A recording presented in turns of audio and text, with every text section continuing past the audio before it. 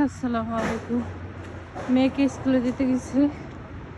বাইরে এত ঠান্ডা পুরো জমে যেতেছে। মনে হয় বরফে এত ঠান্ডা ছিল না। ওরে বাবারে,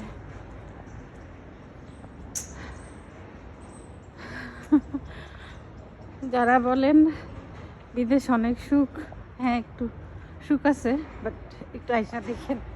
আমি অনেক চাইছি যে না বিদেশি লাইফ লিড করবো, বাট এত ঠান্ডার মধ্যে ও মাই গড, ঠান্ডা সহ্য করা যায় না, অনেক ঠান্ডা।